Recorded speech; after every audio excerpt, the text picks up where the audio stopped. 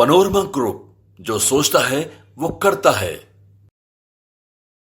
नमस्कार, भारत लाइव देख रहे हैं आप। दिल्ली में इस वक्त राजनीति गर्म है और बिहार की राजनीति भी काफी ज्यादा बदल चुकी है। एनडीए गठबंधन में सीट के बंटवारे को लेकर दिल्ली से लेकर राजधानी पटना तक गहमा गहमी तेज है। नीतीश कुमार राजधानी पटना में है और सीएम आवास से वो एनडीए गठबंधन में होने वाले सीटों के बंटवारे का मामला शांत करना चाहते हैं, क्योंकि चिराग पासवान से लेकर उपेंद्र कुशवाहा, मुकेश सहनी हो या फिर हिंदुस्तानी अवाम मोर्चा से जीतन राम मांझी हो, ये लगातार ऐसे बयान दे करके सबको परेशान कर रहे हैं। इन सब के बीच में भारतीय जनता पार्टी ने चिराग पासवान और पशुपति पारस को मनाने की कोशिश की है। देखिए, सुबह में ही हमने आपको एक खबर बताया था कि अमित शाह से लेकर जेपी नड्डा तक सभी ये चाहते हैं कि चिराग और जो पारस की पार्टी है दोनों का विलय हो जाए, और इसलिए शायद दोनों को एक साथ बुलाकर बैठा के बातचीत करना चाहते हैं।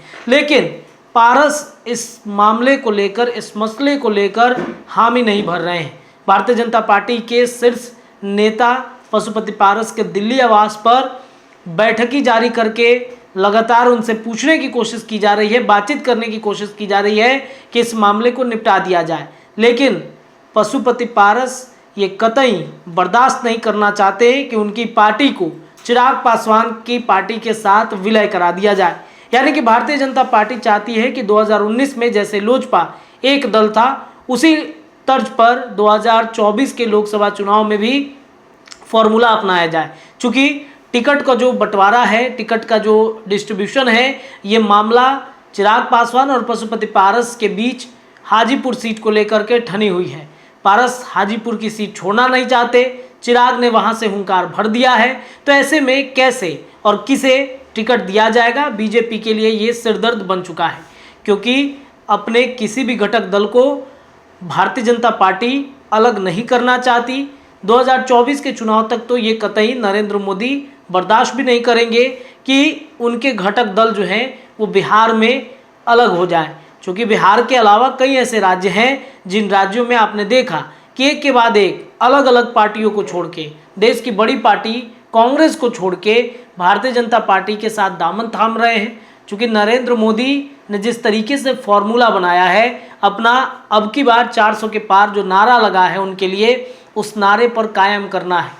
बीजेपी के लिए भी एक बड़ी चुनौती है। नरेंद्र मोदी को तीसरी बार पीएम की गद्दी देनी है और इसके लिए वो पूरा प्रयास कर रहा है कि इस बार कोई भी गलती नहीं की जाए। पारस और चिराग पासवान का मामला इसी मुद्दे को लेकर आके फंस गया कि वो दोनों पार्टियां एक हो जाएं। हालांकि ये चर्चा ये भी है कि अगर ये नहीं भी होते हैं तो पारस या चिराग में से किसी एक को भारतीय जनता पार्टी अपने सिंबल पे लड़ाएगी, जो कि चिराग पासवान के लिए संभव नहीं लग रहा है। पशुपति पारस के लिए कहीं ना कहीं ये मामला और ज़्यादा सुलह वाली हो सकती है। पारस को बीजेपी अपने सिंबल पर लाएगी या फिर उनके लिए कुछ और सोचते हुए दिख सकती है भारतीय जनता पार्टी। देखिए, आज है तारीख 12 मार्च, 13 या 14 मार्च तक संभावित है कि बिहार एनडीए के सीटों का बंटवारा हो जाएगा। ये भी संभावित है कि कल देर शाम तक भारतीय जनता पार्टी या दोपहर तक अपनी दूसरी लिस्ट जारी करेगी, जिसमें बिहार को लेकर के भी बड़ा ऐलान हो जाएगा। हालांकि पारस को मनाने के लिए बीजेपी के कई दिग्गज नेताओं का जमावड़ा दिल्ली में लग रहा है। मंगल पांडे से लेकर सभी लोग एक एक करके वहां पर पहुंच रहे हैं। तब देखना बेहद दिलचस्प होगा कि पारस क्या करेंगे। इस खबर में इतना ही। जुड़े रहिए भारत लाइव के साथ।